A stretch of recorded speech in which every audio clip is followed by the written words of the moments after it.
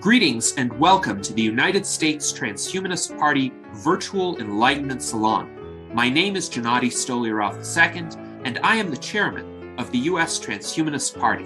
Here we hold conversations with some of the world's leading thinkers in longevity, science, technology, philosophy, and politics. Like the philosophers of the Age of Enlightenment, we aim to connect every field of human endeavor and arrive at new insights to achieve longer lives, greater rationality, and the progress of our civilization. Greetings, ladies and gentlemen, and welcome to our U.S. Transhumanist Party Virtual Enlightenment Salon of Sunday, November 16th, 2025. Today, we have a fascinating conversation for you and a continuation of a prior conversation about cultural drift, the risks of cultural decline, and how that decline could hopefully be prevented. And joining us today, in addition to our Director of Visual Art, Art Ramon Garcia, is our special guest, Professor Robin Hanson. Robin Hanson is an Associate Professor of Economics at George Mason University and received his Ph.D. in 1997 in Social Sciences from Caltech. He joined George Mason's economics faculty in 1999 after completing a 2-year postdoc at U.C. Berkeley. His major fields of interest include health policy, regulation, and formal political theory. He is also interested in all aspects of the future, which is why we are quite pleased to have him back again as our guest, including uploading nanotech, cosmology, the foundations of physics, future economic growth rates, limits of computation, and the origins of life. So quite a wide range of interests. And we had him previously as a guest on our Virtual Enlightenment Salon of August 25th, 2024. This was such a fascinating conversation that we thought it would be a great idea to continue it today and bring back some of the prior audience questions as well. But before we do that, Professor Hanson has a fairly brief presentation to recap what we discussed previously and set the stage for continuing our conversation. So, Professor Hanson, welcome, and please proceed. Hello, everyone. So the idea is just to go quickly over the basic ideas here, just so that we're all on the same page. Civilizations have risen and fallen in history, and our civilization might also fall. And the question is, if so, what would cause that, and could we stop it? It should be a very basic concern to all futurists if our civilization is going to fall. So let's take context in biology. Species in biology are a unit of organisms, and they live in either large or small habitats. So there are like large oceans where there are big habitats, and then there are tiny rainforest sections and rivers and then coral reefs where there's lots of little habitats. And in the little habitats, you have small species with fewer members, and in the big habitats, you have big species with more members. And a key point is that these big species in the big habitats, they can do more innovation faster within the species because there's more places for innovations to start in a big species, and then it can spread to the whole species. So large species should innovate faster in terms of the features that are allowed to vary within the species. But small species can do more innovation of the features that define a species, the things that they all have to have it together. And therefore, there's going to be more innovation of species in coral reefs and rivers and rainforests. And it turns out life today more comes from that second set of habitats, meaning that evolution of species actually seems to matter more than evolution in species. Culture is a unique thing for humans compared to pretty much all the other animals. It's basically biological evolution again, but now we just have more ways to inherit behavior. So instead of just passing along your behavior through your DNA to your children from two parents, you can collect behavior from many parents, basically. And you can do that within your life. You don't have to wait till you're born and get a whole new set. And so cultural evolution can just be much faster and flexible, and it's humanity's superpower. And that's the thing that made humanity work well. And it has the same natural selection process, and it has these same two levels that we were talking about within culture evolution and between culture evolution. So if you think about corporate cultures, for example, when you have a corporation, it has a culture within there. And then there's innovation within a company, and innovation that shows up one place in a company and it can spread to all the rest parts of the company, but it's harder to spread an innovation across company boundaries. But then there's the whole corporate culture that's hard to vary within the company.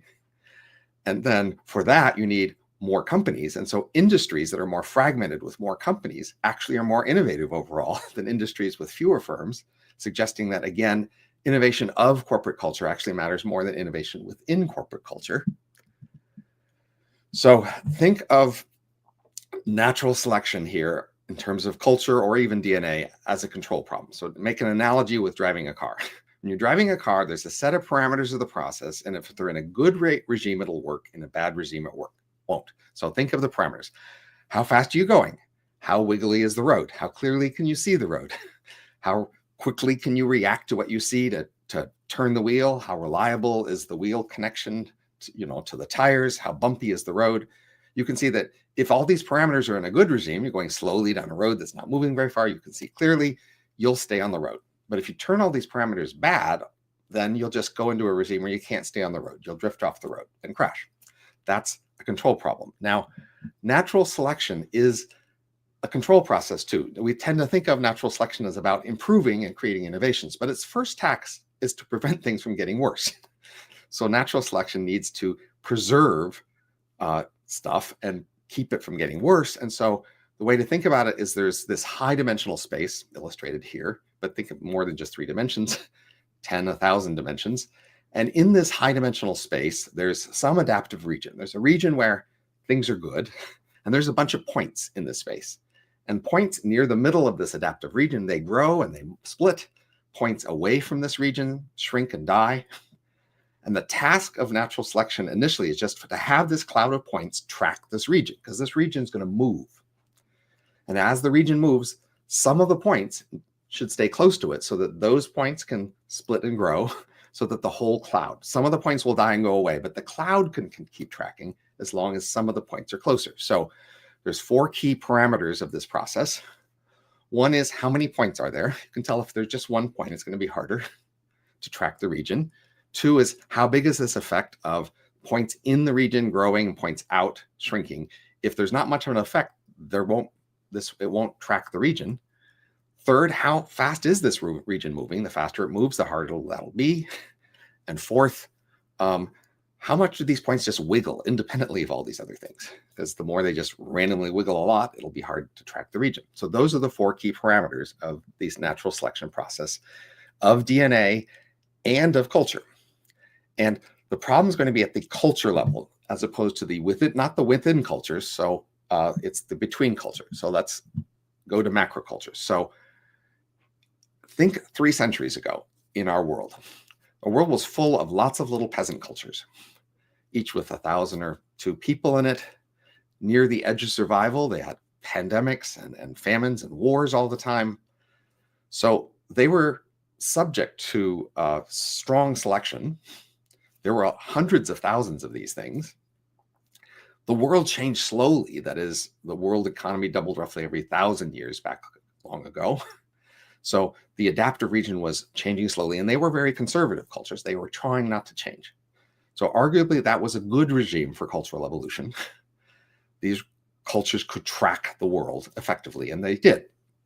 But now, over the last few centuries, what's changed? First, we took peasant cultures and we smashed them into a national culture. So we had much less variety, from hundreds of thousands down to hundreds. Then we merged at least the elite parts of these national cultures into a global monoculture, a vast reduction in variety. Selection effects are way down because as we've gotten rich and peaceful and healthy, we're not dying off. So these cultures aren't dying off. Third, the world is changing much faster. So the world economy now doubles every 15 to 20 years instead of 1,000 years. So the rate at which culture needs to adapt to this rapidly changing world is much faster.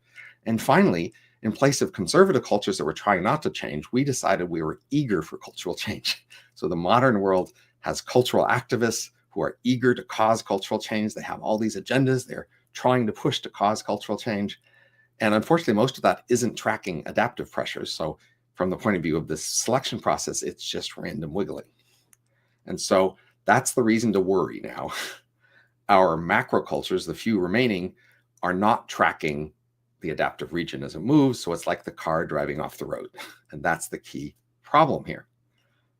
So the prediction, notice, is that within cultural evolution should be great. Having just a few macro cultures means that innovation within them can spread to any other part of them.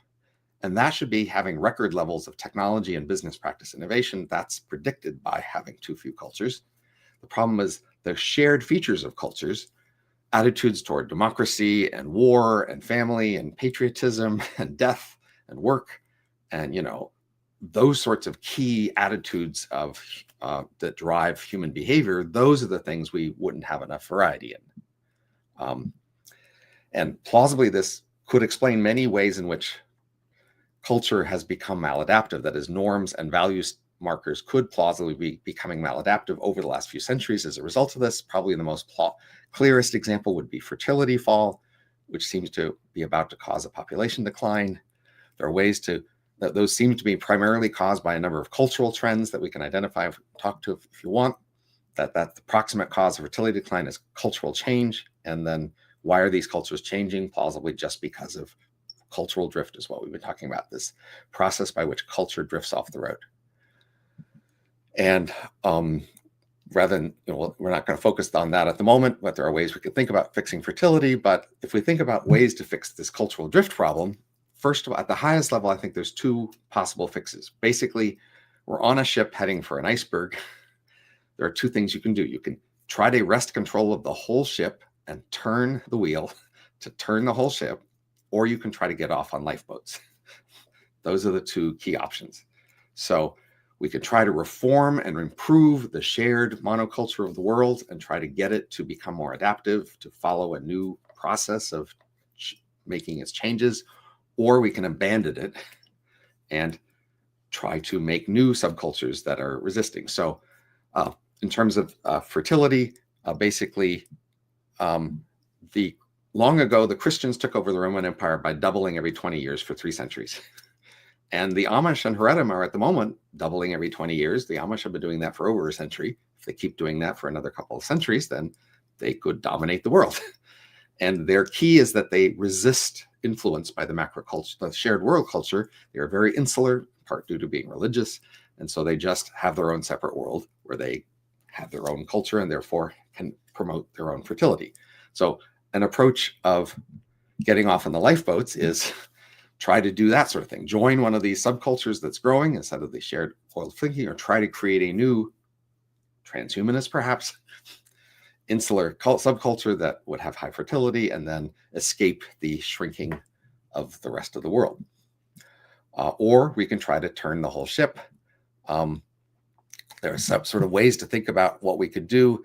If we don't do anything, plausibly, not only will this civilization fall like past ones have, but when the next one rises, it would fall again, because the same process could be behind the rise and fall of all of these.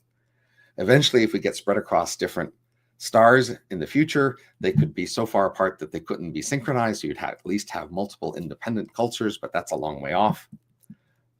We could try. Obviously, if we could return to strong war and pandemics, then yay, we would get more selection pressure, but nobody wants that. Maybe we could try to get stronger fertility. Hey, if we get AIs, they could at least prevent population decline.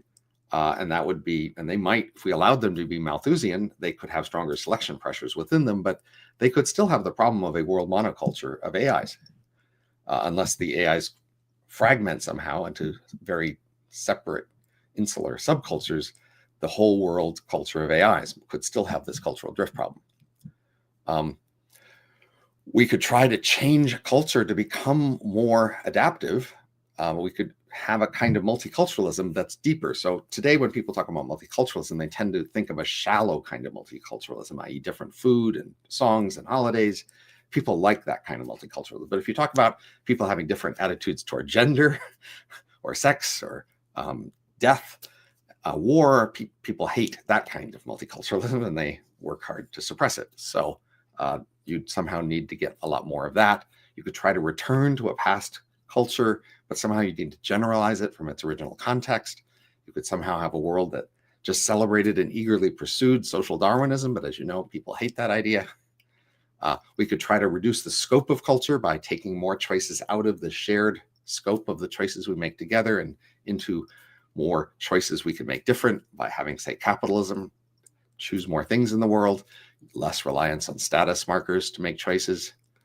And finally, my favorite solution is a long shot, which is just to have a much stronger form of governance. I am the inventor of a form of governance called futarchy, and it's undergoing trials now. Finally, invented 26 years ago, but now finally, over the last few years, a couple of companies and other organizations have been trying it. If those trials continue to be successful, then maybe we'll have a more competent form of governance. And then the idea is to hand that task over to this government. And so the mechanism is briefly, you have a asset that represents the value you're trying to achieve that goes up, the price goes up and down when people's estimate of that value goes up and down. You split that asset into two conditional markets where you trade the asset conditional on making a particular decision, yes versus no. There's the yes value of the asset, the no value of the asset. If the yes price is higher than the no, that's the market saying, yes, you want to do this so that the price goes up, so that your value gets achieved. That's this key concept that's being tested. And got a bit of history I won't tell you about. Then in order to make this work, what we actually would need to do is find a sacred goal. And that's probably why I've been invited back here, is that because if you just give it the goal of preventing civilization decline, that won't actually work, because once the mechanism starts to demand sacrifices of us in the name of this goal, we'll go, well, we don't like that, so forget it, let's change the goal. We'd need a goal that we would be committed to. That is, because it was sacred to us, we would be ashamed to abandon it, and we would be proud to sacrifice it. And we'd need that goal to also be a goal that was inconsistent with civilization decline. So when I did some polls, here are some things near the top are, say, when a lot of people live in space, or when we produce immortality. Those are goals that many people think we could treat as a sacred goal, plausibly, that we would be attached to and proud to sacrifice for. And they do seem to be inconsistent with civilization decline. And so then if you just gave those goals to an incompetent form of governance, like the ones we have now, that won't work, because they won't actually achieve the goal. They'll just say they are. But if you have a competent form of governance where you can give it a goal and then it will actually achieve it, then by giving it a goal inconsistent with civilization decline, you would in fact prevent civilization decline. And then a shared large part of the world that shared such a governance mechanism tied to such a sacred goal could in fact plausibly prevent civil, i.e. this is the way to turn the whole ship of the world culture. And that's the quick description of my concept. And I have succeeded in roughly 15-minute summary here of what we talked about much longer last time. And of course, we will review things as necessary to get clearer on them in this coming discussion over the next hour and 40 minutes. Excellent. Well, thank you very much for this overview.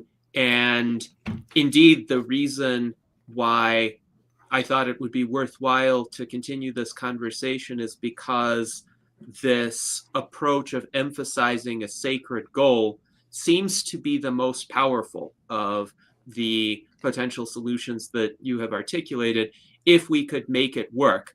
Before we quite get to that point in the discussion, because you mentioned some other possibilities, I wanted to bring up certain past audience questions that could be relevant, and we will get back to the slides, especially the slide on the sacred goals, because I would like to explore those with you later. But first, in terms of certain audience members, they were wondering, well, does declining fertility necessarily cause declining innovation, or can we compensate for that through various ways? And you did point out some of them.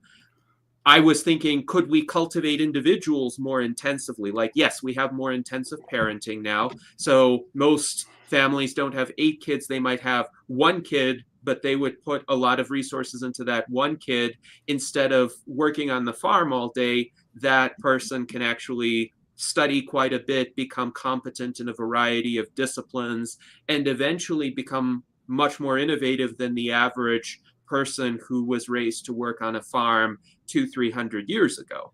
Also, another possibility would be using more automation and AI. It seems that the AI agents that are emerging today are, let's say, very basic versions of the M's that you have written about, and they're already starting to post on X, Twitter. They're already starting to engage in conversations with people. Some people might think they're stimulating certain ideas, certain intellectual discourse that might not have happened otherwise. So there's some promise in that. Also, cultural changes to value innovation more. Some people don't value innovation as much as perhaps we might want them to. And could they be persuaded to think in more innovative ways? And even if there are fewer people in absolute terms, there will be more innovative people who explicitly value innovation. So these are, let's say, some fairly proximate ways in which fertility decline can be compensated for. I would be happy to go into some, let's say, less proximate ways, but these seem very directly accessible today. So what do you think about these alternatives? So this is responding to a point I didn't make in today's summary because I went very quickly and didn't talk much about the fertility problem. But a key problem with declining fertility is that the population then declines, and then the economy declines, and then plausibly, I argued, innovation rates decline, and that has consequences for cutting liberality and other sorts of features of our society. So the overall typical approximation is that innovation rates are roughly proportional to overall rates of economic activity. Now, you might say, well, that's overall an average. Couldn't we change more specifically to have some people be much more innovative? Now, in our world today, say Silicon Valley is accepted as being unusually innovative. And many places around the world have said, we want to be the next Silicon Valley of X, whatever X is. And they put a lot of effort into trying to reproduce Silicon Valley elsewhere, largely failing. So for the last century, even, the world has known that innovation has been the route to wealth and power in the world. And so nations all around the world have said, how can we be more innovative? And they have tried somewhat to be more innovative, but largely failed to purposely become more innovative. The world doesn't seem to know how, actually, because overall rates of innovation haven't actually changed that much in the last century or so, even though we've decided to increase the priority. We spend a lot more on research and development than we did a century ago, by a factor of 10 or something, at least in terms of even percentage of the economy. But even so, rates of innovation have just not increased very much. And in the places that really put in an effort to say, let's be like the next Silicon Valley here, they have not actually succeeded in becoming the next Silicon Valley. So even though there are, in fact, large variations in how innovative companies are and places are, it just seems like we don't know how to purposely achieve that. So that's why I would still stick with the overall approximation that if population declines, plausibly. I mean, another question is, when population peaks, the West will have already been declining and Africa will be rising. So a key question in that intermediate period is, can Africa pick up the innovation tasks that the West would be dropping? Can African population be as innovative as the West? And even then we have a problem with population declines, but I think there's reason to worry that Africa may just not be as innovative as the West has been at, and therefore innovation rates could well peak before population does. Yes, very interesting. And certainly for Africa to be as innovative as the West, Africa is going to need to develop the infrastructure for innovation. When I've spoken with Africans who have been interested in transhumanism and entrepreneurship and bringing more technology to African countries, they have stated that, yes, there is an eager, largely young population that is willing to learn, that is willing to innovate, but they have real problems with infrastructure, poor roads, poor electrical access, water access, internet access, a lot of corruption, a lot of crime. And to overcome that will require massive effort. Many of them would rather move to a Western country and become more innovative there.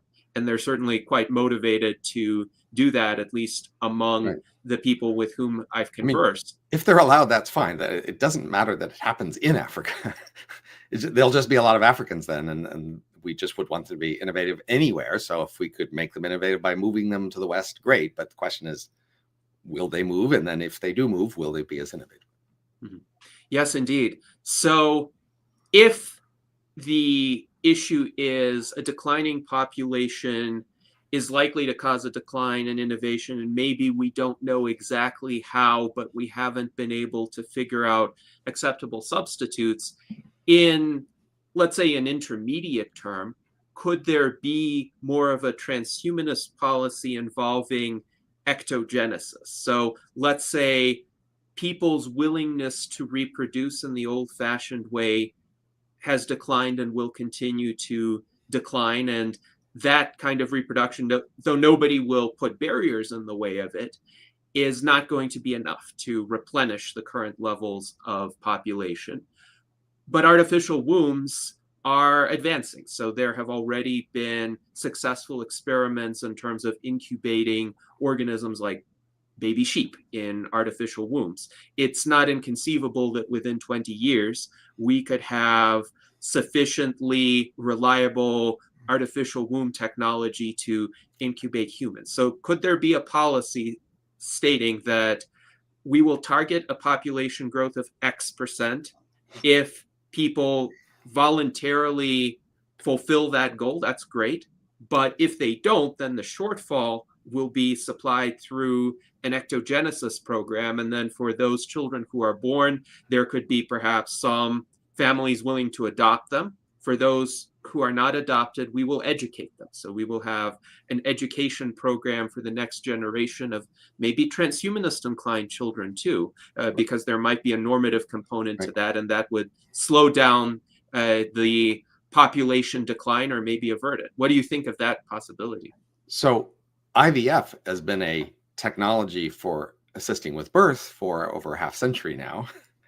And I think the stats at the moment are IVF still is a really minor contribution to overall birth rates. And if you look at, say, 40-year-olds or even over 40, today they're having births at a lower rate than they did in, say, 1900.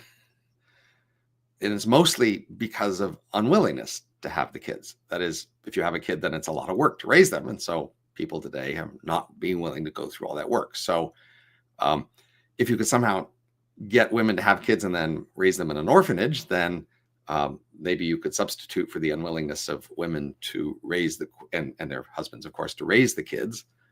But even today, we find it quite hard to sort of just pay women to have kids.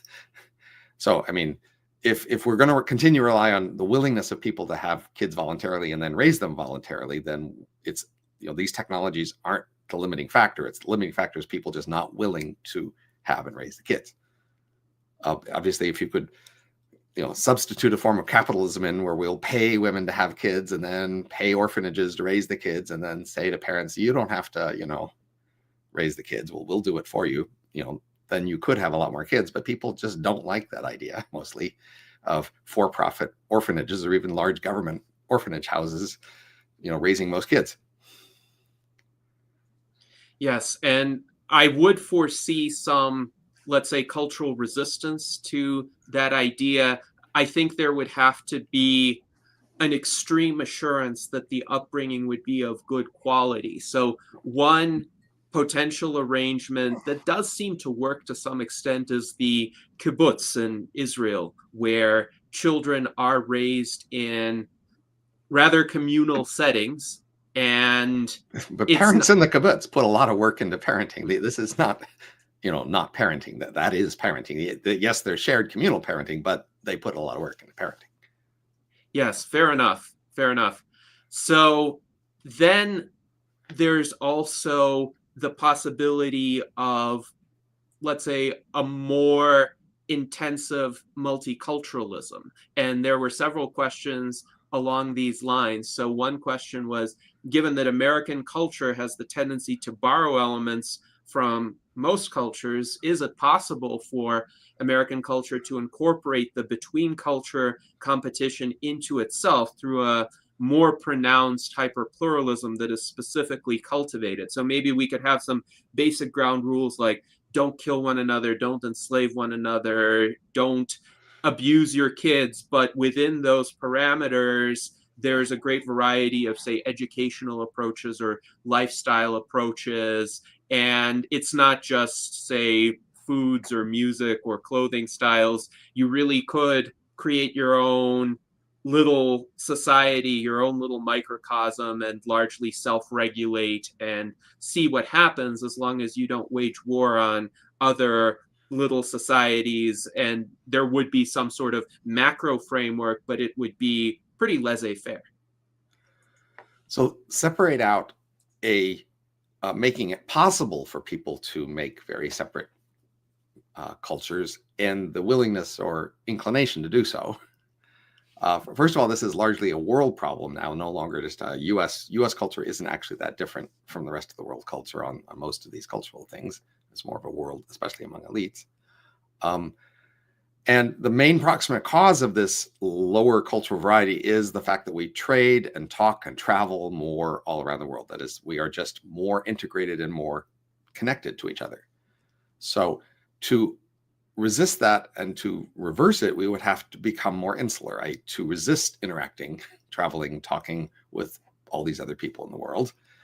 And most people aren't very inclined to do that. So the question is, how do you get them even inclined to those sorts of variations? But then there are, again, some variations, but we have all sorts of, cultures of fandom, say, and people liking different kinds, again, food and drink and songs and holidays and things like that. We tend to celebrate that kind of variety. Unfortunately, the kind we need is the kind that's more basic life practices. And then when you look at people who have different attitudes to, say, gender equality or to death or to war or to democracy, when you see different attitudes toward that, people call those Nazis and they want to crush it. And there's just not much interest and tolerance for that kind of variety. That is, first of all, you get some people have to want to be that variety, and then you have to get other people to allow it, to support that, letting them be different. For example, if you look at, say, COVID, we had, 100 countries in the world that could have had 100 different policy experiments, but we, in fact, mostly did pretty much the same thing in the whole world around, because people shared a world culture, and they, in fact, not only thought together about what to do the same. Whenever anybody did it different, they said, shame, shame on Sweden. How dare you do something different than the rest of us are doing? We need to stop you from doing that different. Or today, the only country in the world, I think, that allows organ sales is Iran, and bioethicists get together a lot and talk about how are we going to make Iran stop deviating from the world consensus that there shouldn't be organ sales. And that's just true in a lot of areas of regulation and culture, that there's relatively little variety. And when there is variety, the main energy is to try to squash it, to try to stop that variety.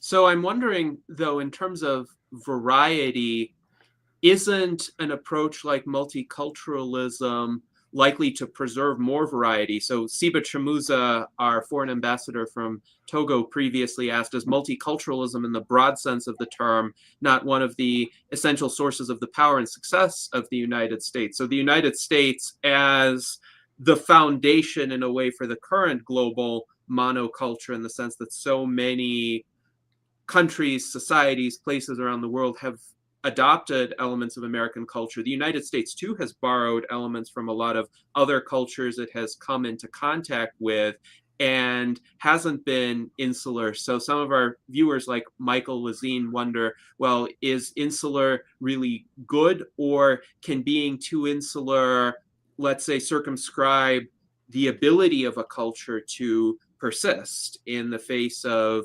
changing external circumstances? So America has been a fairly robust culture precisely because there has been a great deal of adaptability. On the other hand, the point that you're making is that the American culture has become so much a part of the global monoculture that there could be some variations outside of the American culture as it exists today that are just roundly rejected, even if they may be adaptive to future changes. So could there be some sort of policy of assimilating smaller cultures and not killing them off through selection pressures, but letting them remain and seeing how they might be drawn upon as needed, even if they don't become the main culture, they don't become the monoculture, but we try to be humane. We don't want to eradicate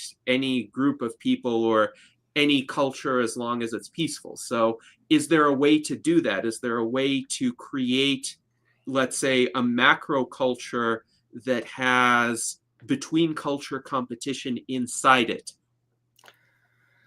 So over the last few centuries, a key trend was that some cultures became more powerful and more rich and more widely known around the world.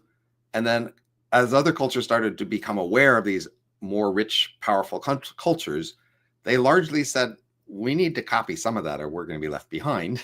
And there's been a large degree of copying the most successful over the last few centuries, where a big energy of cultural convergence has been cultures dropping their previous features and adopting the more modern or successful features. And that's part of why the world is much more homogeneous today. And there's often like an emptying out. So you might think of, say, Mexican Americans, like they retain their Mexican identity by some foods and some clothes and some holidays, maybe some, TV shows they like, but mostly they're pretty much the same as everybody else. Whereas like half century or a century ago, they would have been a lot more different. They would have retained things. But this has happened for many in the United States. Many kinds of cultures come here and they retain some surface differences and some surface identity, but much of their basic practices are adapting or switching to the common practices in the United States. And that's how the whole world is going now, but really. So, I mean, and yes, almost everybody thinks if I were to become insular and, just retain my old ways, I would be losing out compared to all the advantages I can get by adopting the global standard practices. And yes, almost everybody else thinks I don't want to lose out. I want to join the world consensus and be like everybody else so that I don't fail. And that's been the energy for this huge convergence. But the problem is about that cloud of points. We just have the one point now. And so if it wiggles randomly in one direction and the adaptive region goes in another direction, we're just going to lose that connection. And you need a cloud of points to track it, but we don't have the cloud of points. And nobody wants to be the points that would be away from where everybody else is, because they would lose out. Not only, might they have worse technology, et cetera, but they would just be at odds with other people and less easily assimilate into other people. So for example, here's a piece of evidence. When I meet elite people around the world, which I do sometimes, especially young, ambitious people, they tell me two things. So say they're from Brazil. They tell me Brazilians have some unique features that the world should value. They have a unique personality and things they're good at. And, yes, they're different in some ways, but that's good for the world. Then they also tell me that they personally will fit in just fine in any elite organization. They have no distinguishing features that will be any trouble whatsoever for being part of elite organizations around the world. And in fact, they are pretty much the same as all the other elite people in terms of how they carry themselves and the personalities and their capabilities. So that's this strong convergence of young, ambitious, elite people all around the world today, and has been for a while. They eagerly try to figure out what is the elite shared culture and try to act like that and have the same taste as other people like that and the same capacities and do meetings the same, et cetera, because they all are ambitious people wanting to fit in. But then we all have this single shared elite culture. Interesting. And I do observe that there is this singular elite culture that a lot of people at least aspire toward. Sometimes I think they kind of undermine themselves, because if they aspired more for success in, let's say, a smaller setting, a more local setting, at least relatively speaking, they would be more akin to big fish in small ponds, and they would actually win out over being in a singular competition with all of the elites from all over Indeed. the world. So in college, if you have a program, say in politics, and now you call it national or international politics, students are much more interested. If you have a business program, you call it, this is international business, and people love to go over that. That is, students just love to associate with these larger units and see that as more prestigious. And nobody wants to do local politics. You're a politician, you want to be national or international politics, right? So yes, but there's a lot of jobs in local politics and local business. But most business is local business, but people want to be involved in international business. Why? Because They like the grand prestige of these large units.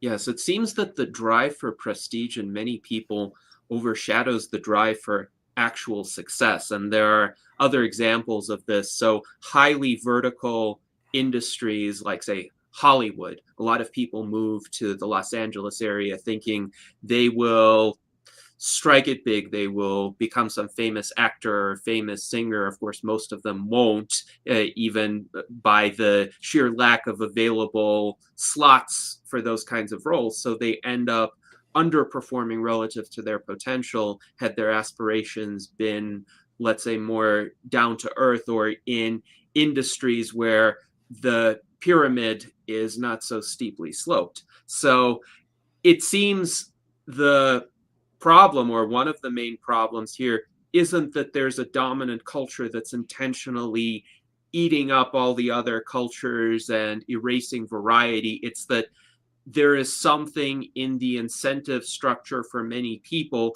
that leads them to gravitate toward making themselves and their own behaviors, habits, aspirations more homogeneous, even if the dominant culture is pretty lax and tolerant. Like, most American elites aren't going to say, you have to be exactly like us in every single respect. They're actually fairly tolerant of variety. So would you say it's just the incentive structure of how people themselves respond to a very successful, generally speaking, monoculture? Humans just have this strong tendency to, when they interact with other people, create a shared culture. And that includes shared expectations about dress and accents and food and how you carry yourself and when you show up at work and all these sorts of things. That's just forever for humanity been a thing that's happened. When you have multiple cultures come together, then it takes some time for them to produce a shared culture, but that does consistently happen. So that's where we're in right now. Yes, indeed. So now I think it's a good idea to revisit the sacred goals. So I will bring up this slide once again, because even in a monoculture, it is hypothetically possible to have a sacred goal that motivates a lot of people, and it could be seen as a source of status and prestige. And it's interesting, too, the top two goals that you've listed here based on your survey are having an off-Earth population and preventing human extinction.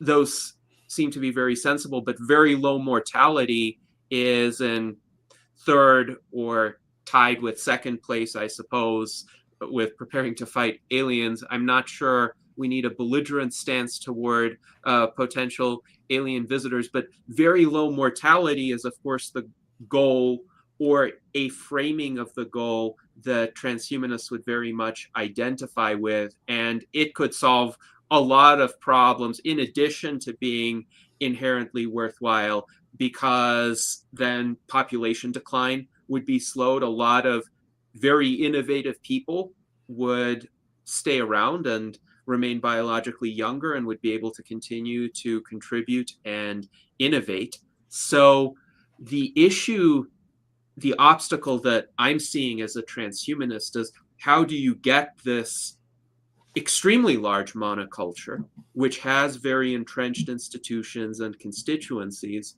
to embrace a goal like this?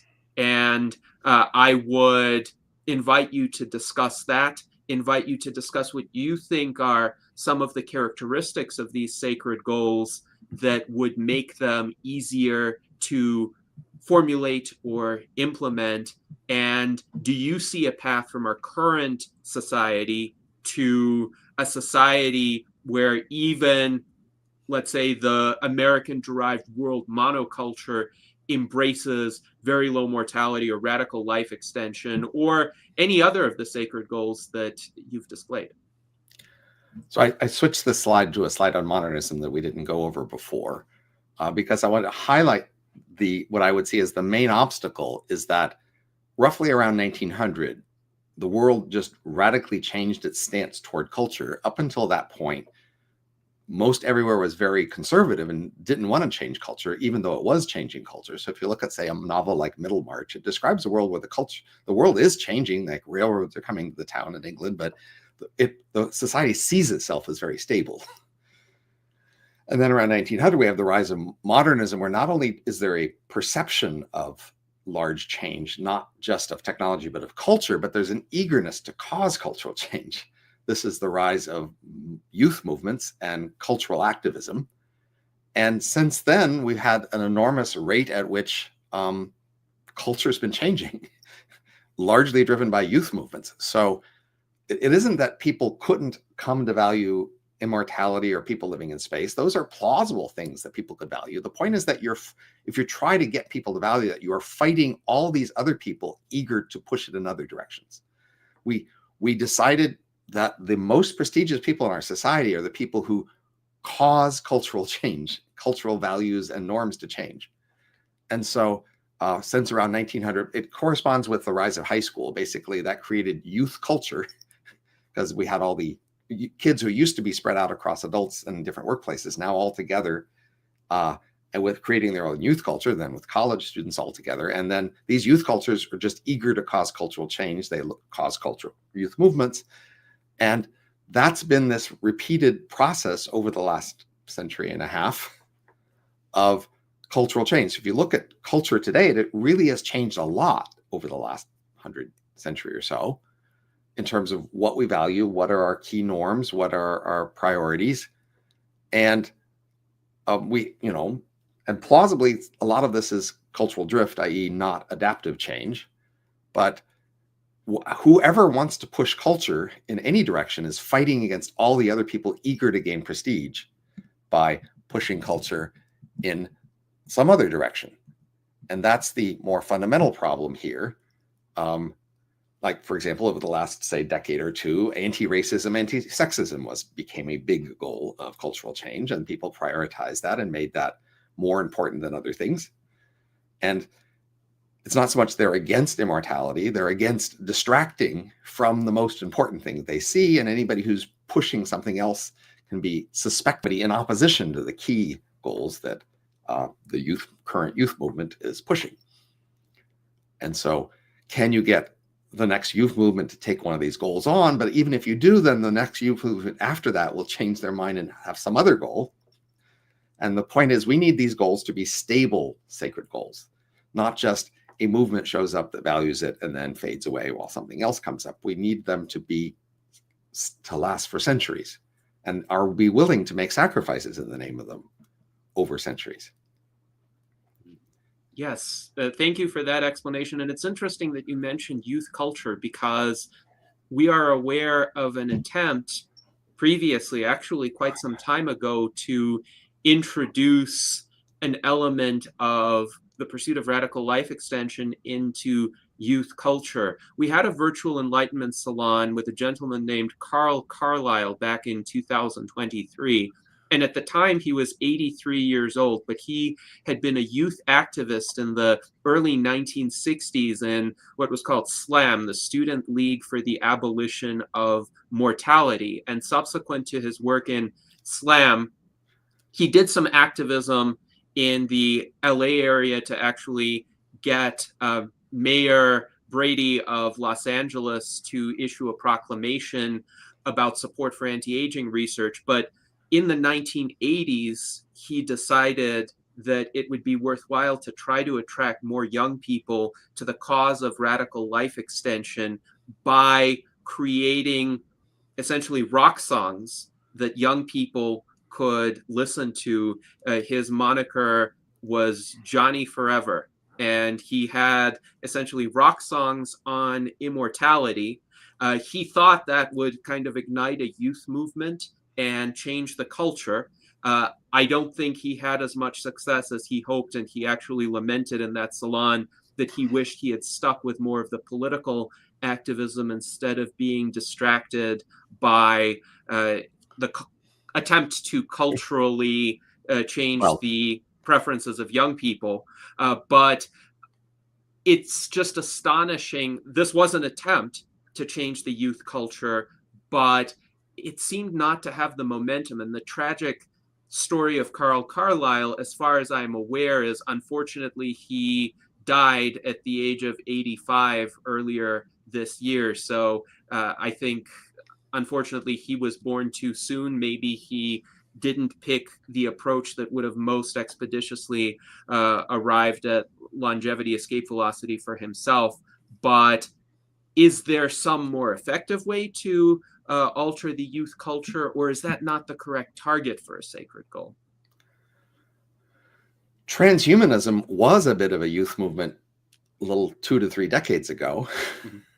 That's where the name got started. There were people who had more of a futurist youth movement at the time, and this was one of the brands and streams of that. It's fighting with all these other bids for which way to move culture, and usually many bids at any one time, and then some of them win out and most of them don't, right? That's the nature of activism. So, your Carlyle might have regretted that he didn't pick the most popular activist stream, because then he could have been part of the winning popular activist group, as opposed to having chosen an also ran that wasn't the winner. Yes, indeed. But do you think there's any realistic hope for another youth movement based on transhumanism, futurism, longevity, especially today where there are so many youth influencers on social media, and it seems to be a very, let's say, fragmented youth culture, but increasingly one where the norms, the communication styles are a bit indecipherable, even to older people who might have been in previous youth cultures, but they're so scattered across the web. Like they have their Discord servers and they create their own little subcultures. How can they be reached? So consider the analog to, say, the stock market. Mm-hmm. Lots of people would like to predict which way the stock market's going to go, because then they can make a lot of money buying low, selling high, et cetera, right? And our theory of the stock market is that the net effect of all those people trying to predict which way the stock market's going to go ends up with a stock market where it's very hard to predict which way it'll go. Mm-hmm. It's a random process. And our standard story of fashion is pretty similar. There are all these people, say clothing companies and marketing companies, et cetera, that would love to predict which way fashions are going to go, because then they could make products ahead of time and set up their marketing campaigns to match the fashions of the time. And our standard story of fashion is that it's actually pretty random. The net effect of all these different groups trying to predict which way fashion is going to go and maybe push it to go their direction ends up with a world of fashion that's kind of random, and that you can't predict which way it's going to go. And that's sort of the nature of fashion. And so this is basically cultural fashion. Yes. Which kinds of activisms are going to be popular? And so that means these various things you might hope to become the fashion are candidates. That's not like they're ruled out. The whole point is they could become the fashion, but then they could not. It depends a lot on lots of random things. I might more think, could you be ready so that if it was starting to become a fashion, that you could suddenly be ready to jump in and take advantage of that, rather than asking, can you predict it, as, are you ready for it? So it's like with the weather. The weather's hard to predict, but when there's a snowstorm, you want the right sort of people to be ready to come in and get rid of the snow. In the stock market, you don't know which tech things are going to burst, but if you are flexible enough with your resources, you can be ready to take advantage of the next burst of tech fashion. So it's more a matter of being ready as an organization, as a movement, having the people, having the resources, having the ability to articulate a case for why a particular goal is important if one observes all of a sudden a spike in interest in it, or some relevant cultural events on which one could comment and say, okay, here's why we can contribute to this. I mean, so for example, for immortality, I wouldn't say we're actually seeing a substantial burst in immortality per se. We are seeing activity as we have and interest, but it's sort of more steady. But space is actually at an unusual burst of capability. SpaceX has, over the last 10 years, produced amazing, widely recognized to be surprisingly capable new space capabilities. And that has made a lot of people excited about how much space activity could happen in the near future. And so that is a momentum that you could build on to create the sacred goal of lots of people living off of space. And again, polls show that pretty near the top. So I think it's not crazy to try to get that going. Now, it so happens I was just at a meeting of space policy people last Thursday, and I said basically, look, the biggest issue in space policy right now has to be SpaceX. They're being the winners. They're producing all this stuff, but they could be overextended. If the way Musk does his companies, I could sort of believe that he made some gambles that, are at risk of failing. And so I would think the best thing to do is to make sure those gambles don't fail, like figure out how to get obstacles out of his way and make space boom in the way that he and others would hope. And then that energy and momentum would create excitement for more people living in space. And that would make it more possible for society to get united around this goal of more people living in space.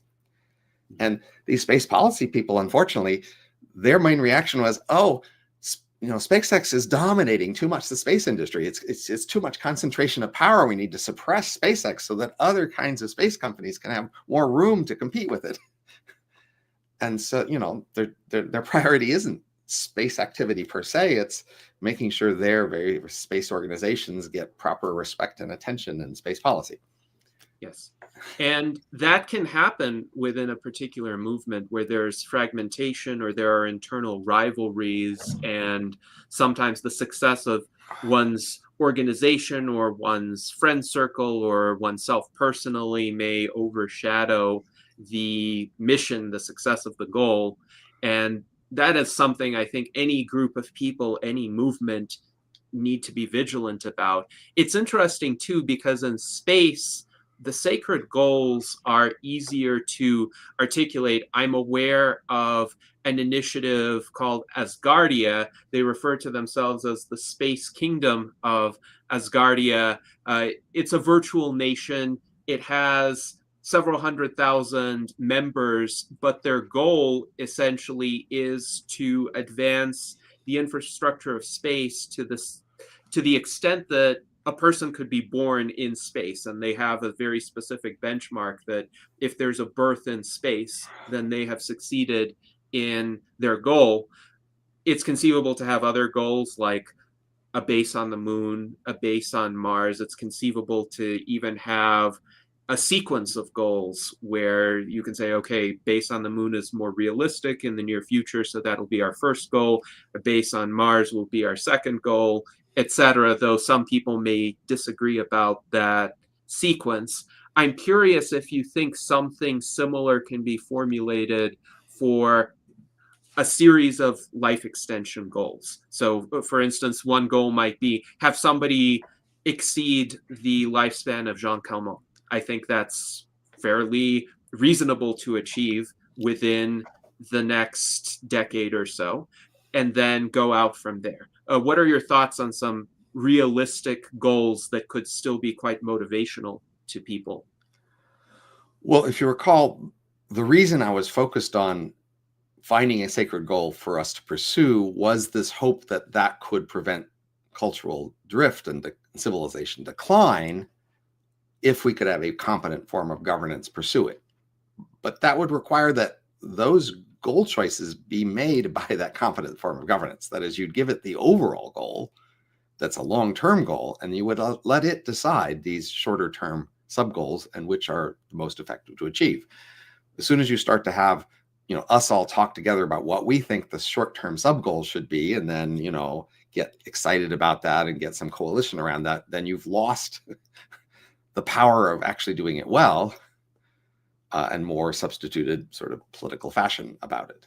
So then I would rather we figure out what would be the long-term goal that we could agree on, and then agree that we want to put something in charge of that, and then trust what it decides as the way to achieve it. So that's a key problem here you see with futarchy and other sort of politics. Like, more specifically on space, a lot of people are just very wary of letting capitalism go wild in space, even though we have this history of, say, the Wild West and capitalism helping us this. They don't want that sort of a capitalist process to be the thing that runs space. But quite plausibly, that means they don't want space, because that's most plausibly the way it can and would be achieved if it's going to be achieved.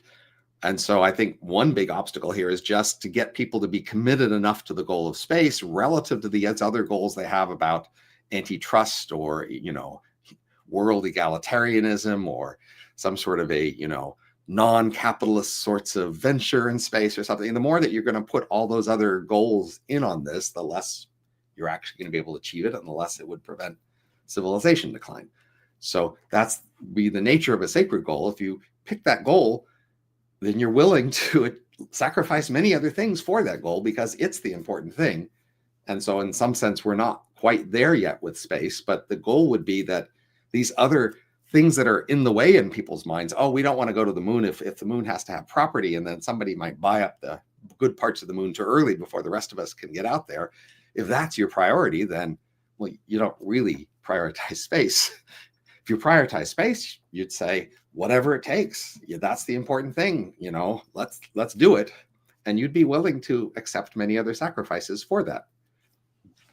Very interesting. So I take it you don't think it would be a particularly effective approach to have something like a little orange handbook of goals that are laid out in a systematic fashion, and then you distribute a lot of copies of that handbook to people, and they carry it around and they read about the goals and they understand the goals and they essentially make life choices on the basis of pursuing the goals. You would favor a mechanism that essentially calibrates the sub goals in real time, and the sacred goal is more of an overall culture-wide understanding without a lot of the details. We're showing how big of an ask this is. That maybe from a distance it seemed feasible, but now we're realizing how hard this scenario is. Civilization's default is likely to fall and collapse like the Roman Empire did, and that's what's going to happen from us doing the local things that feel good and that are the result of all our usual local politics, etc. The question is, can we somehow escape that fate? And the idea is, well, if we just said, let's make sure civilization doesn't decline, and we had a competent form of governance, we assigned that, it wouldn't actually work, because as soon as it asked us to sacrifice, we'd go to hell with that. That's too much trouble. Let's, do something easier and give it a different goal, right? So the only way we're actually going to prevent civilization to collapse with a competent form of government is to give it a goal and then stick with that goal and have that a goal we care about that happens to be inconsistent with civilization decline. We won't actually care enough about decline for that to be our goal, but maybe some other goal could be something we're more strongly attached to. And maybe when 1 million people live off of space, making that date be as soon as possible could be the sort of goal that we would feel very attached to. And then when a competent government does things to achieve that at the moment feel like sacrifices, we would be proud of that instead of ashamed.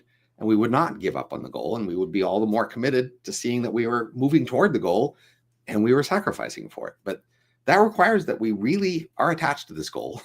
And it's more important than these other things that we might bring up as, contrary considerations to the goal. Oh, what about democracy in space? Oh, what about making sure there aren't billionaires out there? Blah, blah, blah. The more those are your key goals, where your goal is in space, the goal is a bunch of other things, and you're not actually going to achieve it.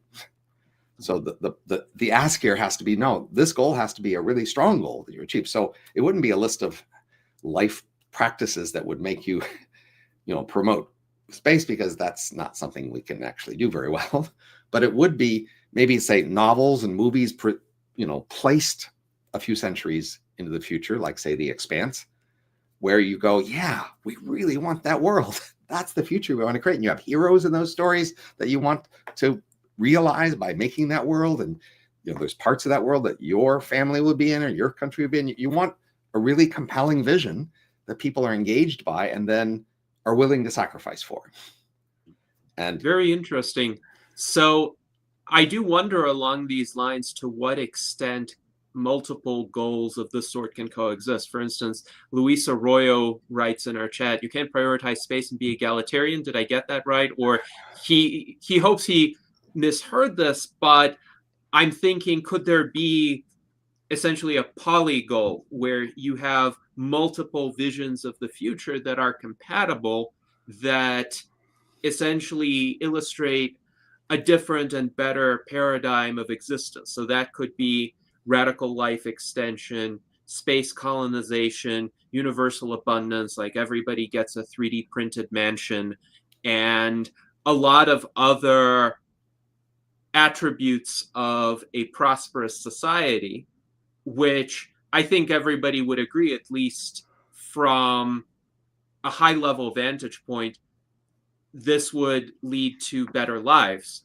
for people. Can you have a vision that is not just one achievement, but achievements in a variety of areas which are not in conflict with one another necessarily, except to the extent that you could decide, well, do I want to devote my efforts to space exploration, or do I want to, say, study biology and biotechnology, devote my efforts to life extension? So people could choose different career paths, but perhaps within a broader paradigm, we could call it transhumanism, we could call it something else, but it's the pursuit of that next stage in the development of our species. How feasible would that be as a vision to motivate people?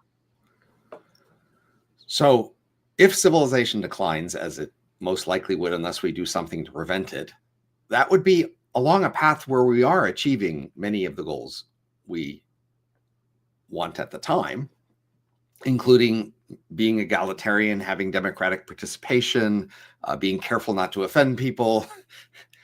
There are a great many goals that we have that are not in conflict with civilization decline, where putting a large weight on those goals wouldn't prevent civilization decline. We would decline while achieving those goals.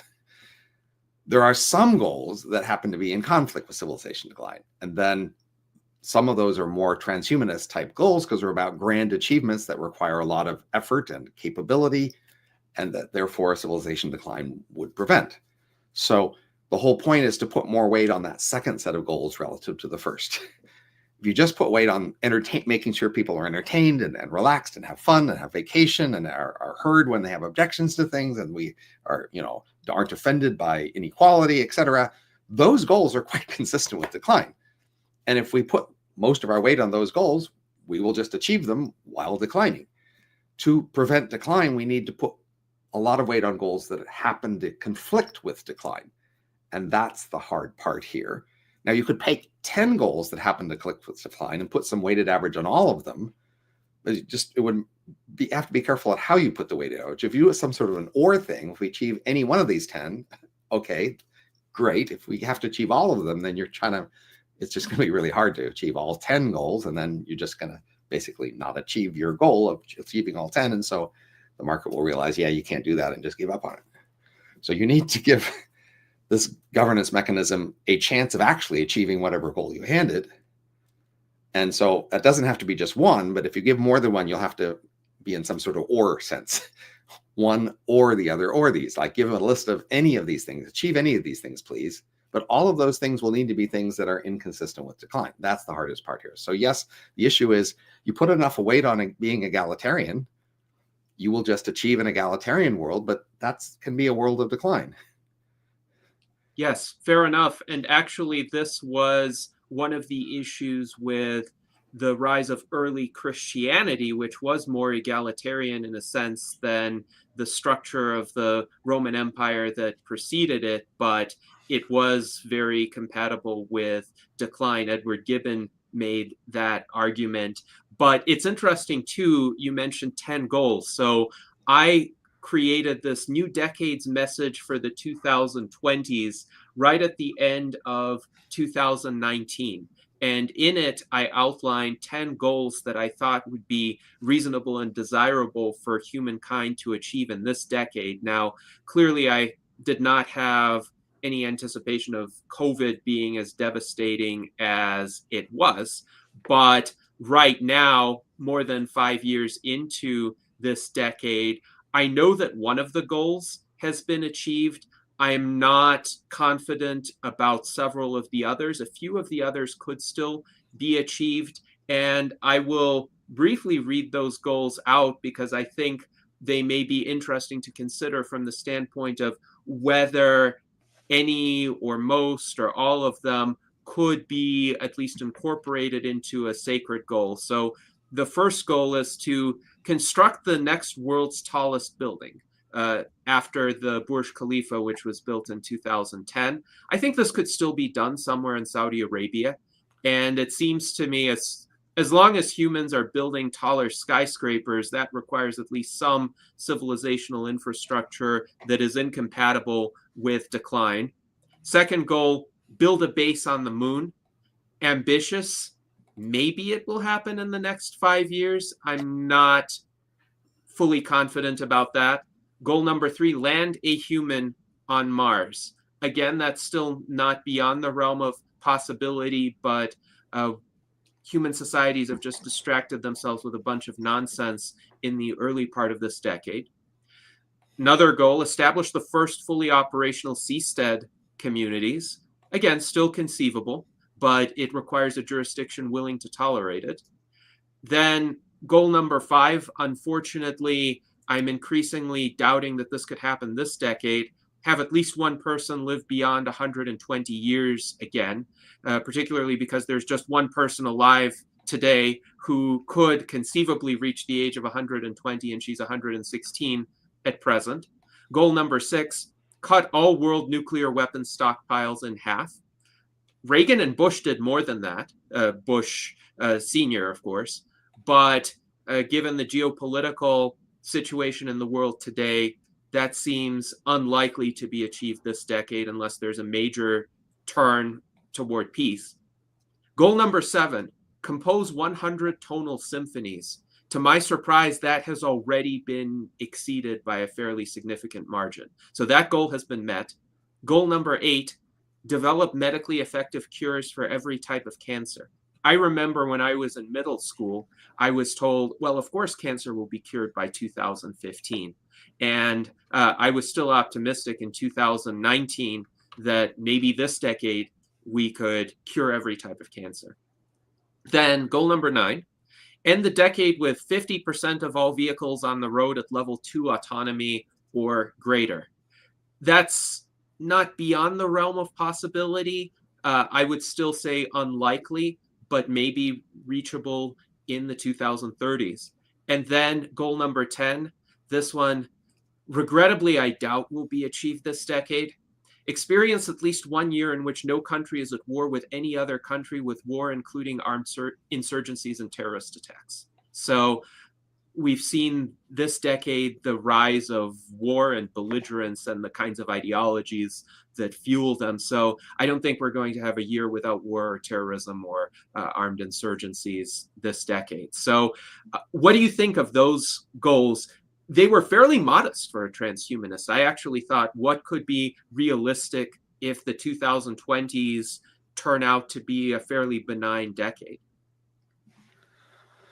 So there's a large space of possible goals one could define and a large space of purposes for which you could make them. And for the purpose of preventing civilization decline, we need goals on a particular time scale. So goals that you could achieve in the next 10 years, if we committed to achieving them, that won't necessarily prevent decline over a coming century or two.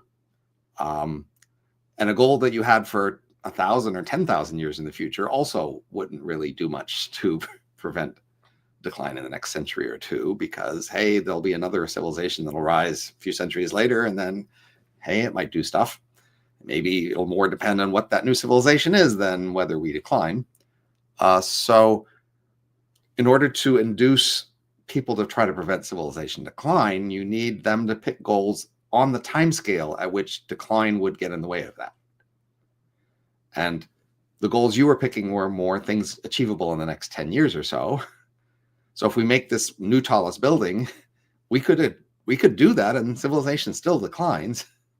It's not actually changing our world so that we're less likely to decline exactly. It's just doing a achievement that we can be proud of. Now, maybe it would change our attitudes towards future achievements, such that we'll want to do more like that in the future, and that might prevent decline. But those would be more indirect consequences of achieving a goal like that.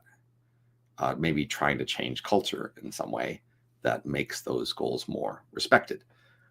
As you know, we've had a number of stated goals of governments in the last few years in terms of, say, carbon use decline, right? So if you look at what are the goals that the world has most, say, signed treaties and made statements about, we want to achieve this goal, they are things like reducing less carbon, right? But that's quite consistent with civilization decline. In fact, civilization decline probably would, in fact, cause carbon reduction. So unfortunately, even though those could be good goals to pursue, they don't plausibly actually induce us to be less likely to decline. Yes, interesting. And I do understand the point that some great achievement, including a technical achievement like building the world's tallest skyscraper, may not necessarily avert the decline of an entire civilization. It could be, as you alluded to, a source of inspiration for people. They could realize, oh, great things are still being done. We want to continue that momentum, continue to do great things, continue to achieve great things, and therefore we need to sustain that civilizational base that makes those achievements possible. Now, I could pick you another project that might be more related to preventing decline. So let's, maybe the most likely groups to replace us would be, say, the Amish or Haredim, who are not especially pro-technology and have many concerns about our dominant culture and it polluting them. So there's a risk that when they are the rising civilization, they will be wary of, looking up our old libraries or old media and other things that we've said in the past, because they are afraid of being polluted by all of that. And maybe that would delay the rise of the next civilization. And so we might make a project where we try to make lots of little, basically USB drives full of civilization world of information that we scatter around the world to make it easy for future people to find them and read them and build again. That would be a long-term project that would be less about preventing this decline, but more about enabling the next rise. Very interesting. And I'm aware actually of some books that have been published along these lines, like A Handbook to Rebuild Civilization. Right. It has a similar title to that, and it has a lot of diagrams of essentially various technologies that could potentially be replicated in a future less advanced society, but could bring up the level of advancement fairly rapidly. So it is an interesting idea. I am just hoping that the decline could be averted to some extent. And I am seeing signs of the decline relative to, say, 2015. So one hypothesis that I hold somewhat loosely in my mind, just based on my personal experience and recollection of what culture was like, is that the current, let's say, dominant culture in the world, you might call it the monoculture, peaked around 2015 in terms of its success and efficacy and ability to implement beneficial change. And since that time, it has been torn apart by polarization, but also certain declining material standards of living, the affordability crisis being one of them, certain periods of declining life expectancy, deaths of despair. All of these would not be happening in a prospering, improving culture. So some malaise has set in over the past decade. I don't know yet whether that's a local decline or whether that is the prelude to a more pronounced decline.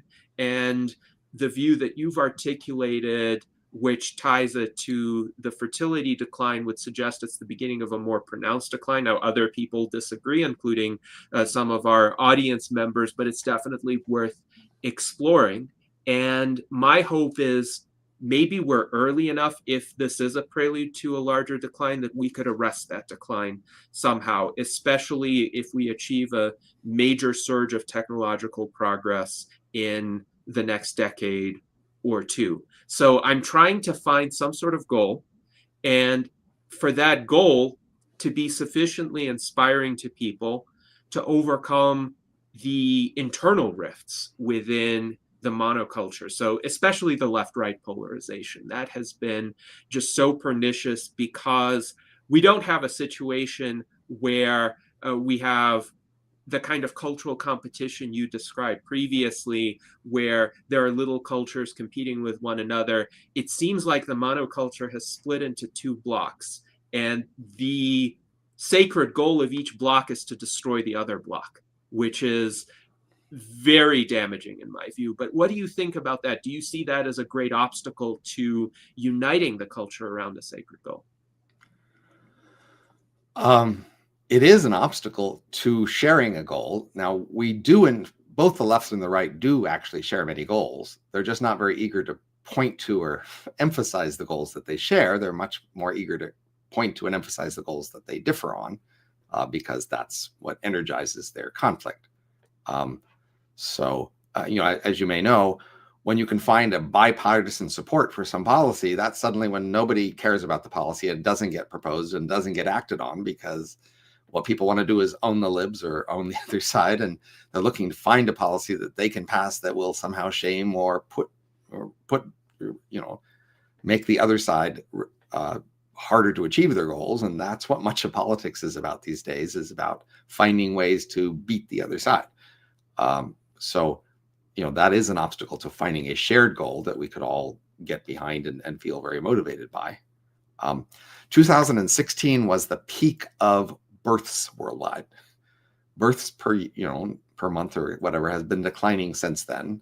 And so, there's a delay for population to start decline, which is the average age at which people die. So that's why, 2016 is the peak of births, but the peak of population will be more like 2055, say, 40 years later. And that's, a relatively clear measure of the fertility and population decline is the peak of births. I agree that it's hard to tell in many other kinds of cultural parameters to what extent they are caused by cultural drift versus not, and to what extent they were just part of fluctuations going up and down as opposed to long-term trends. Those are, in fact, hard to tell. I did have, if you want to go over them, some sort of theories to explain some of the consistent trends over the last few centuries in cultural change. It's not all just random. Yes, please do. I think I even have a slide in here about that somewhere. But the point is that one kind of cultural drift is, in fact, these random walks. But I guess I don't have that there. Anyway, one ways you could have a trend is if, say, there was a human nature, and then cultural evolution pulled us away from human nature in order to, say, be farmers. So if you can think of maybe our forager long ago, our human nature was pretty well adapted to that environment. And then cultural evolution took over and was able to move us away from our habit once upon a time to be more appropriate for a new world, like the world of farming, and maybe now the modern world. So if selection pressures would weaken, as plausibly they did in the last few centuries, then one of the predictions is we would just drift back more toward human nature. And that would be an explanation for many trends. So one set of stories of that form, if we say human nature is naturally lazy, selfish, and present-oriented, then that would be a trend you might expect over the last few centuries. As selection pressures weaken, we become more lazy, selfish, and present-oriented. Another sort of story is to say, well, we were once foragers and then we became farmers, but as selection pressures weaken, we've drifted back to be more like foragers. And that can explain a number of trends in the last few centuries in terms of value changes. It explains, more leisure, more travel, more art, more promiscuity, more democracy, less religion, less fertility, less domination of all sorts, more concern with the environment. All of those trends are plausibly ways in which we have become more forager-like over the last few centuries. And so this theory would predict we would continue in that direction if there's still room to go in those directions. Now, many people like this. That is, the idea is instead of adapting to the world around us, we've looked inside ourselves and said, what feels right? And that's been a driver of many youth movements over these years, is youth saying what feels right, and then they want to change the culture around them to match what feels right, and plausibly forge your ways feel right. And so we have been moving back, and many people think this is great. It feels great that we are becoming more closer to our ideals of what sort of attitudes feel right inside. But if these are not adaptive in the new world, then these are just ways in which we are drifting away from what's adaptive, even though it feels right. Yes, and that is a concern of mine as well. It does seem to me like the predominant, let's say, attitude in Western culture changed circa, I'd say, the late 1960s from do what makes rational sense in some more universal manner to do what feels right. If it feels good, do it. And to a large extent, these virtual enlightenment salons are an attempt at a mild antidote to that, where we actually reason through particular questions instead of just adopting initial feelings-based inclinations. And I just wish we had more of a broad base of cultural discourse that's oriented more toward reason than toward initial emotional responses. Well, I mean, I think one way to think about this is there's what strategies will achieve our values and what are our values. So, you're saying we want to be reasonable, but often what people mean by reasonable is to be effective at achieving your values. But then when they look at these, they say, no, these are value questions. And we are now being more true to our values. But your values come from your culture.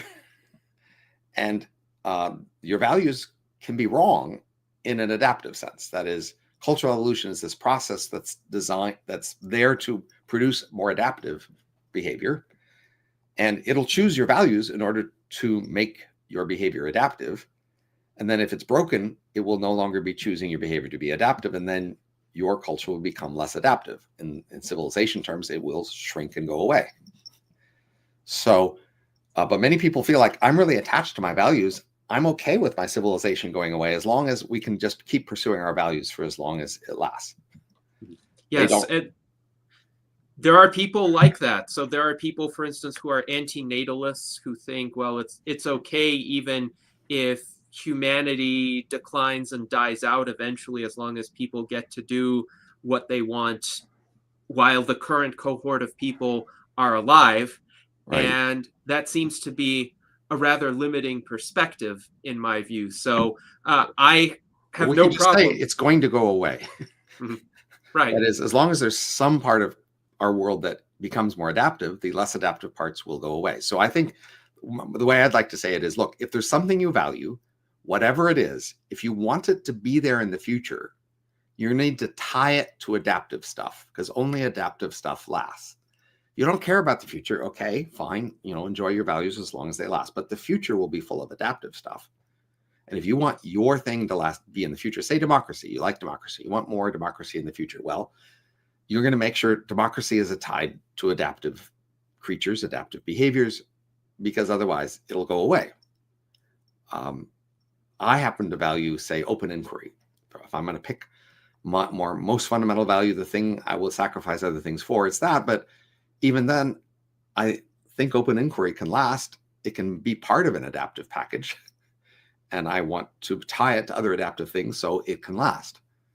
But I want things that represent me and that are parts of me and that have parts that are like me to be there in the future.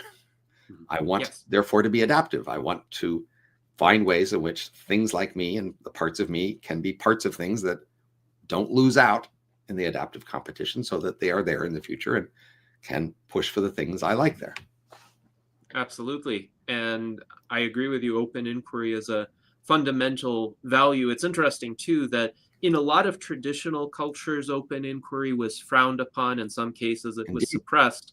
And in the current, what you would characterize as the global monoculture, there is more tolerance for open inquiry than historically there used to be. And that is a value worth preserving. Certainly, we hold that to be a high value because we engage in it very often in the virtual Enlightenment salons and in general in the transhumanist movement. So absolutely, it's essential for the cultures that value open inquiry to prevail over cultures that would suppress it, at least within cultures that suppress it, give people a choice to escape them and give people a choice to move to societies where open inquiry is valued. Now, Art Ramon had an interesting comment about foragers becoming shoppers. So, Art Ramon, maybe you would like to elaborate on that. And if you have any other questions or comments too, this is a good opportunity. Sure. Yeah, if there is a natural state of humanity before we became, farmers, foraging. So shopping is a lot like foraging, and people love to shop. So that's kind of going back to or nature. And I did have sort of an idea or a question. Remember the Georgia Guidestones? They had all the inscriptions, maintain humanity under 500 million, so forth. And I was looking at those and thinking of your concept here. And a lot of them, I think, don't really support continued civilization. I think they're all pretty, pretty on the downcline. So be not a cancer on the earth. Leave room for nature. Leave Right. room for nature. It's what prize, truth, beauty, love, seeking harmony with the infinite. So yeah, Right. something to note. Right. So if in the past, if you thought of yourself as representing a civilization, being an advocate for a civilization, say like the Roman Empire, you want it to grow and to be more capable, have more people, more technological. And that's a vision of, say, the American Empire that many Americans had, or of the Soviet Empire that many Soviet citizens had. Up until, half century or so ago, many people were quite consciously wanting their civilization to be more physically prominent in the world, to have more technology, more people, more buildings, more roads, more stuff, and to be bigger. And then in the last half century or so, one of the big changes of cultural activism has been to make people value that less and to more value, as you described, a more minimal impact on the world. And unfortunately, we can quite easily achieve a more minimal impact by a decline in civilization. That's quite consistent with civilization decline. And that means many people have said, no, decline sounds good. There's less environmental impact and fewer people causing problems. And that is those are common values today. Yes, and that is unfortunate that those are common values, that some people think that damage done by humans in some sphere or spheres of life is so significant that it would be a better outcome for human civilization itself or humanity itself to decline. And of course, as a transhumanist, I'm strongly opposed to that point of view. I want humanity to prosper, and I think human civilization is fundamentally good. But it's interesting that Art Ramon mentioned the Georgia Guidestones. Here's the Wikipedia entry on them. This is a monument that existed from 1980 to 1922. And this was, in essence, a statement of values by its creators, a statement of goals for the civilization. We may disagree with some of them, but it evoked such a strong reaction from, let's say, traditionalist Christians that somebody bombed it, somebody vandalized it to some extent, to such an extent in 2022 that it was ultimately torn down. It couldn't be salvaged. So this also raises a concern about framings of civilizational goals that might be so provocative to certain fanatics that at least certain manifestations of those goals would attract severe hostility. And I suppose that's not a new problem. We've had fanatics throughout history, but from the standpoint of a movement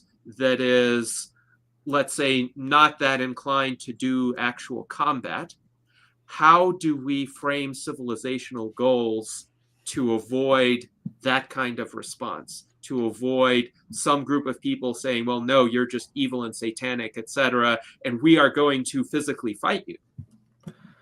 So I think one key issue worth highlighting here that is a problem with the approach I've described is that we often have explicit values that we state in words that we put on monuments like this, and then we have implicit values in our behavior that are at odds with that. For example, a common observation, including by my colleague Brian Kaplan in an upcoming book, is that capitalism gives us stuff we want, but we aren't so proud of wanting. And we often task government with giving us things we say we want, even if when we choose privately, we don't tend to choose them. And so that's a problem with more explicit goals in governance. So I think like a function of democracy is often that we can say we will like trees and we want a lot more trees and trees are really important to us. And a politician will say, yes, I will support the trees. I will do everything for trees. Please elect me and I will do the tree thing. And then we elect them and he doesn't because he knows we didn't actually want the trees that much. What we wanted was to be able to say we wanted the trees. And ordinary democracy supports hypocrisy in that way. And that's a virtue of it to the extent we want hypocrisy, which apparently we do. But a mechanism like futarchy, which I described, requires that we explicitly pick a goal and that it will actually successfully achieve that goal. So now that's a problem if the goals we are tempted to say we want aren't actually the goals we want, because we will in fact get the things we say we want through that process, not the things we want. Another nice example, I think, is to think about regular police where there's an implicit, goals given by the mayor to the police, what neighborhoods count, what crimes count or something, versus if we had an explicit bounty system where we put a particular dollar amount on each crime and then the priorities for crime would be based on those dollar amounts. With an explicit bounty system, we'd either have to treat all the neighborhoods equally or be explicit saying some neighborhoods don't count as much as other ones.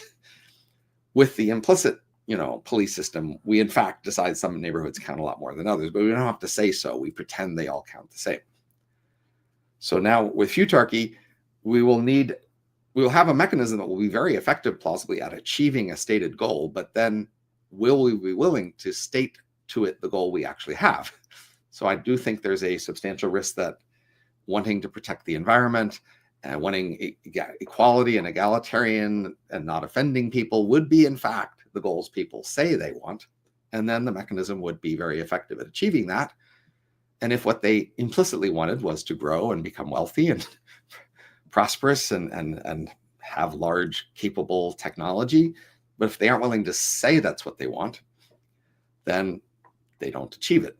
So that's showing that the scenario I described is somewhat of a big ask. First of all, we have to prove this governance mechanism works. We have to get people on board with a sacred goal that's inconsistent with civilization decline and give it to that mechanism. And we have to be willing to admit that that goal is the goal we want. Right. If we are wanting to instead say other things like these goals on this monument you described, then that's what will happen. We will actually achieve those things and civilization would then decline. Yes, and of course, getting people to explicitly acknowledge a lot of the goals and values that they implicitly practice has been a challenge for transhumanists because, as I have articulated before, a lot of people are implicit transhumanists in terms of how they use technology, but they want to live one more day every day. Yes. So implicitly they want to live forever, but they don't want to say they want to live forever. They say they want a finite life, but every day they want to live one more day. Right. And it's this cultural reluctance to explicitly articulate the implicit goals that will be a significant obstacle and I think will take a lot of cultural activism to overcome. Now, an interesting related question comes to us from Didier Cornell, and he wonders, how do you explain that our cultures are creating so many BS tasks which I understand to be work that does not benefit anyone from being done. And that's in a lot of systems organizations, whether private or governmental. Is it the result of this tension between explicit goals and implicit goals? Like in a lot of organizations, they will say, oh, we value diversity, which is fine, but now we have a chief diversity officer, and we have this entire bureaucracy that focuses on diversity that ends up making work for itself, whereas you might not need that work to actually have meaningful diversity. You just have people willing to engage in open inquiry or something of that nature. So I talked earlier about corporate cultures, and that in general, for-profit corporate culture, the process seems to be relatively healthy because there is a lot of selection and a lot of variety that can produce selection for healthy corporate cultures. And that would suggest that when they choose which jobs there are, those are reasonable choices. The ways in which that wouldn't happen is when the larger macro culture pressures each corporation to do certain things. Otherwise, it will face, disapproval from the larger world. So that can be, DEI, or it can be ESG, or it can be regulatory required, activities, or just things that if you didn't do, then somebody's, exposed you, that you would face social shame and disapproval. And so those sorts of processes can end up creating jobs and activities that may in fact not actually be very useful, but are useful for the purpose of convincing regulators or the public that you are a good person somehow or not a bad person. And culture is in charge of those sorts of things. For example, in a world that was racist, which there was such a world in our world recently, then if you put the wrong sort of race people in front of their customers as a, service person or as a person in a shop, then you would face disapproval because the world would not like your choice there, and they would be seeing it, and you could be shamed and punished for doing so, right? So you would have to keep a public appearance consistent with whatever are the norms of that community, even if that wasn't the profit maximizing thing to do otherwise. But your need to maintain an appearance and to be accepted would be driving your behavior. Yes, interesting. And I see you have on your slides your cultural drift fix, and let's venture into futarchy a bit. Explain a bit more some of the mechanics of how it would work, and also how gaming of the system could be prevented. So, for instance, let's say we have a sacred goal, and it could be radical life extension framed in some way, but then there's another constituency that has a lot of money that wants to smuggle in some of those other goals. So if there's a betting market, it could use those resources to essentially recalibrate the bet to some extent so that one outcome is more favored than it would have been otherwise. How does a futarchy system prevent that? So I talked to this slide briefly, early in our session. The idea is we have some overall metric that we're wanting to achieve that we state, and there's a formula for it. And then at any one time, there's an asset that pays off in proportion to that metric, and there's a current price for that asset. And that price gives us an expected value in the market for that metric that we decided is what we're trying to achieve. Now, the argument here is that we put a substantial weight in that metric on a goal like when do 1 million people live in space, or when do average lifespans go above 150 or something. But we wouldn't put all our weight on that. Clearly, we'd also want just society to keep functioning. And so we would also put substantial weight on the usual goals of, having not war and not death and, wealth, etc.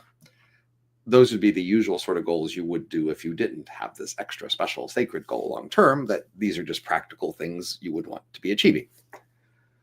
So now, one problem could be you just might not put enough weight on the long-term sacred goal, and then the market decides that's too hard, forget it. We're just going to pursue these things we know how to do, and that's what they achieve, right?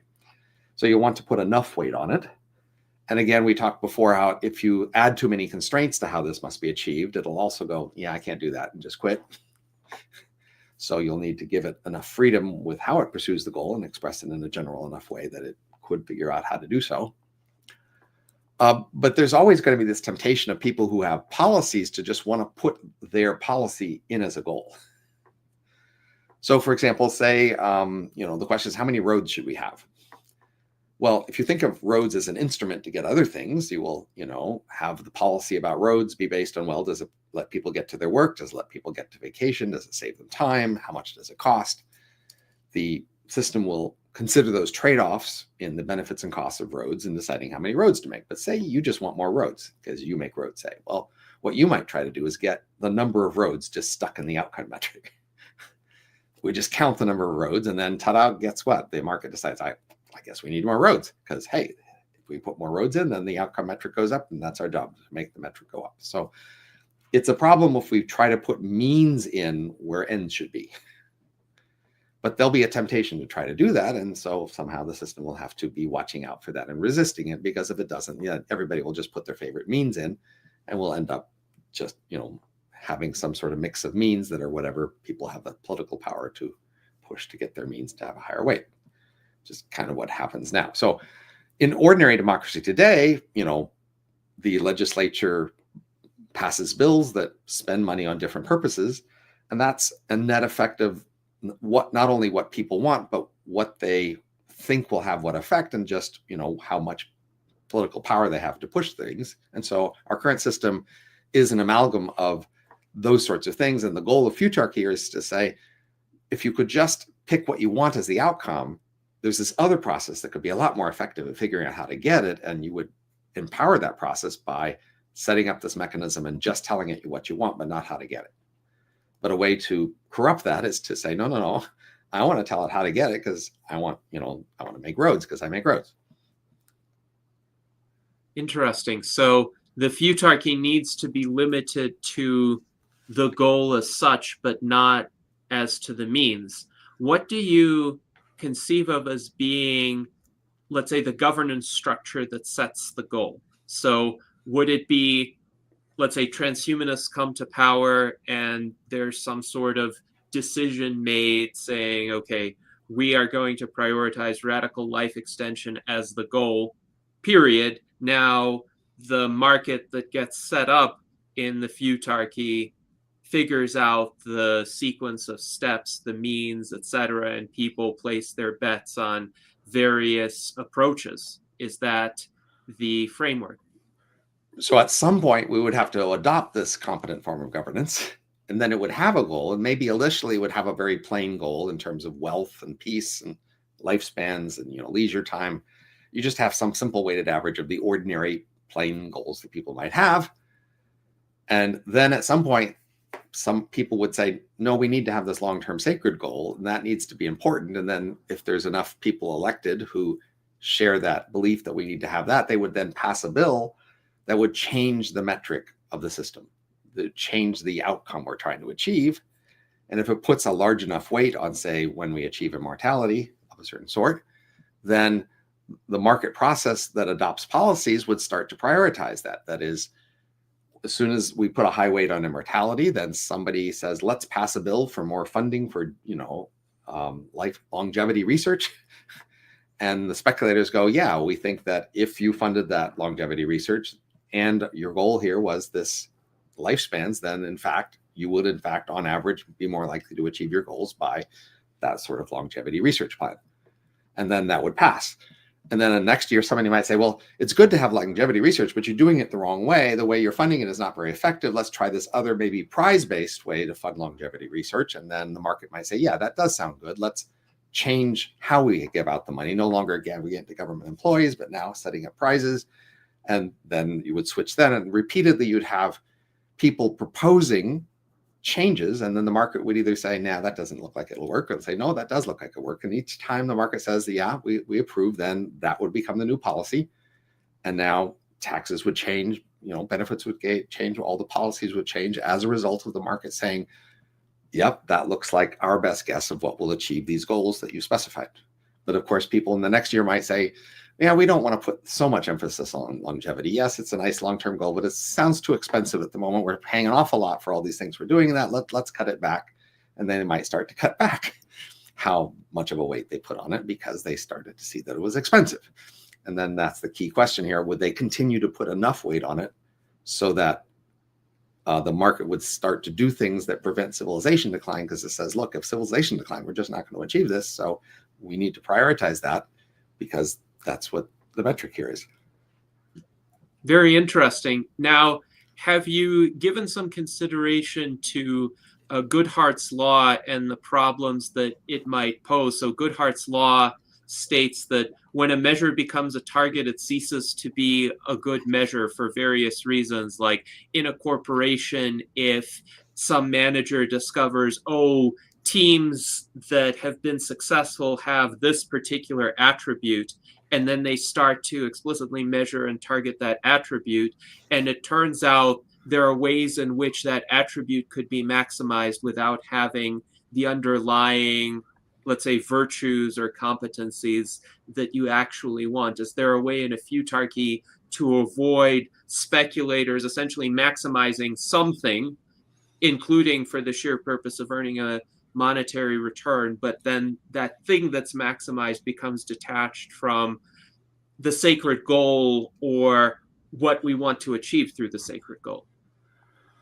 Our world is full of metrics that continue to function even when they are targets here of activity, right? So, for example, corporations continue to be organized to make profits, and they like to play accounting games sometimes with that, but they have limited ability to pretend to have profits when they don't. Like, for example, paying off dividends is a way to show that you have got money that you can pay that you achieve from profits.